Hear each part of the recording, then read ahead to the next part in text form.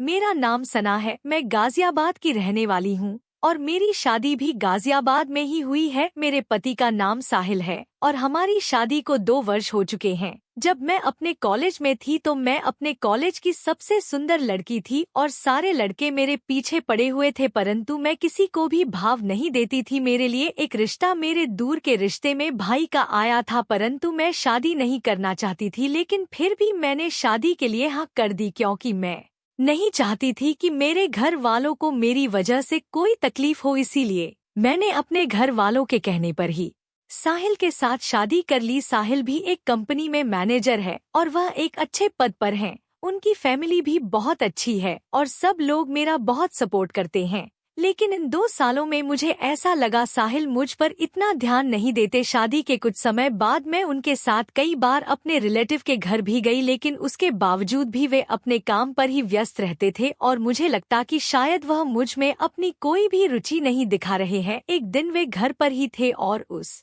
दिन उनके पास समय भी था। मैंने साहिल से उस दिन बात की और कहा, क्या आपको मुझ में कोई इंटरेस्ट नहीं रहा या फिर आपका मुझसे मन भर चुका है? साहिल कहने लगे, तुम यह पागलों जैसी बात क्यों कर रही हो? मैंने उन्हें कहा, मुझे तो तुम्हारे व्यवहार से लगता है कि अब मुझ में कोई भी इंटरेस्ट नहीं दिखा रहे हो और ना ही तुम मुझसे प्यार करते हो। शुरू में तो तुमने मुझे बहुत ज्यादा प्रेम किया, अब तुम मुझे ना तो समय दे पाते हो और ना ही तुम्हारे पास मेरे लिए वक्त होता है। साहिल कहने लगे, मैं अपने ऑफिस के काम में इतना उलझा रहता हूँ कि मैं तुम्हें वक्त नहीं दे पाता। यदि तुम मेरी जगह एक दिन काम करके देखो तो तुम्हें पता चल जाएगा कि मैं कितना ज्यादा बिजी रहता हूँ। मैंने साहिल से कहा, मुझे यह बात तो पता है कि तुम बिजी रहते हो, लेकिन उसके बावजूद भी तुम थोड़ा बहुत समय तो मेरे लिए निकाल ही सकते हो। पहले भी तो तुम मेरे लिए समय निकालते थे और मुझे अपने साथ घुमाने के लिए लेकर जाते थे। साहिल मुझसे कहने लगे, मुझे अब अपनी फैमिली प्लानिंग भी करनी है, उसके लिए ही मैं यह सब कर रहा हूँ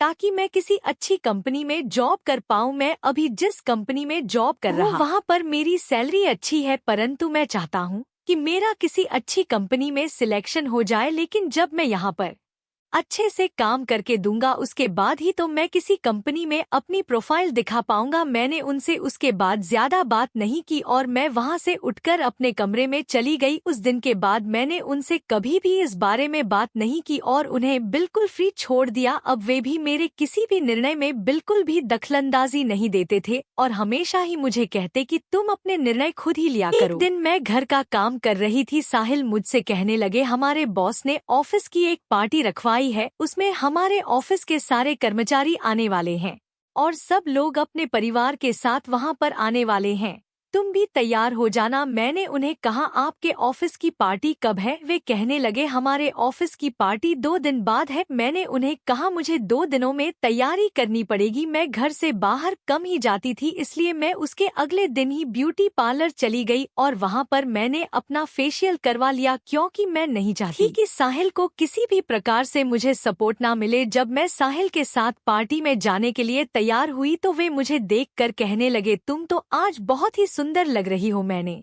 साहिल से कहा, तुमने आज तक कभी भी मुझे प्यार भरी नजरों से देखा ही नहीं, तो मैं तुम्हें सुंदर कहाँ से लगूंगी? साहिल उस दिन मेरी बहुत तारीफ करने लगे और जब हम लोग रास्ते में जा रहे थे तो उस दिन साहिल ने मुझे एक रिंग भी दे दी। मुझे तो समझ ही नहीं आ रहा था कि साहिल को अचानक से मुझ पर इतना प्यार क्यों आने लगा है। मैं जब साहिल के ऑफिस की पार्टी में पहुंची तो वहां पर काफी सारे लोग आए हुए थे और सबकी फैमिली भी आई हुई थी। साहिल के ऑफिस में काफी लोग काम करते हैं, इसलिए वहां पर काफी भीड़ थी। जब साहिल मुझे अपने बॉस से मिलवाने के लिए ले गए तो उनके बॉस की उम्र भी 50 साल के आसपास रही होगी और वे दिखने में बहुत ही हट्टे कट्टे थे। उन्होंने कोट पैंट पहना हुआ था और वह जिस प्रकार से बात कर रहे थे ऐसा लग रहा था कि वे बहुत बड़े आदमी हैं। उन्होंने मेरे पति को कहा, आप लोग पार्टी एंजॉय करो। साहिल ने उस दिन मुझे कहा, तुम भी पार्टी का एंजॉय करो और मैं कुछ देर में अपने दोस्तों के साथ होकर आता हूँ। और साहिल अपने दोस्तों के साथ चले गए और वहाँ शराब पीने लगे। वे लोग बहुत एंजॉय कर रहे थे। मैं किसी को नहीं पहचानती थी, इसलिए मैं अकेली बैठी हुई थी वहाँ। मैं अपने